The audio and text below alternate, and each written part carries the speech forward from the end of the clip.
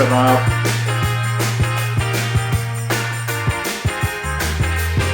Nanababaw kabalin, kumusta kayo po? My name is Louis and welcome to Wear in Pampanga, where we help businesses promote their products to our Wear in Pampanga community. For today's vlog, we would like to thank the bakers for sending us 6 of their products. Let's start with these brownies. For a price of 250 pesos, you get these 12 pieces, 1 box brownies.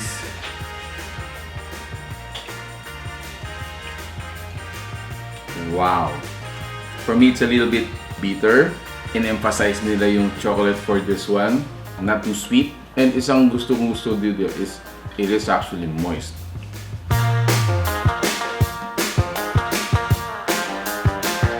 Alright, so next to taste naman guys is this DC cakes. Meron po tayong dalawang serving. So this is the loaf pan and then the other one naman is a party pan. At the top, you get your chocolate goo.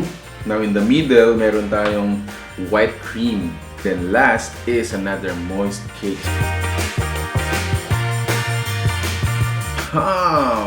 Grabe.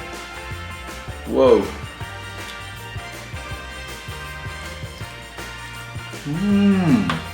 It is creamy and at the same time bittersweet.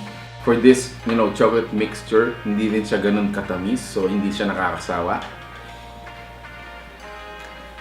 Makakaulit ka talaga, uulit-ulitin mo siya. Sarap! Grabe!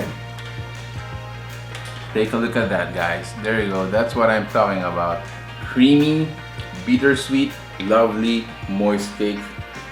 What a great triple treat. I'm gonna go back with this later on. Let me proceed with the other products. Okay, so next to try on is their banana walnut bread. Is really lovely in terms of physical appearance and at the same time yung amoy niya. So I'm gonna just get a portion of it. Ooh, that smells good. That smells really good. Tikman natin to. Oh wow! So on top, you get your crispy caramelized walnuts and then you have another moist banana bread. Hindi po siya nakakasawang kainin. These in itself are actually self-sufficient in terms of taste. Banana walnut bread is just 160 pesos. While yung DC cake naman natin, for the 7x4, it's 220 pesos. And then this party pan right here is 500 pesos only. So moving on, and lastly are their cookies. We have our classic chocolate chip. And then the other one is the chocolate chip walnut.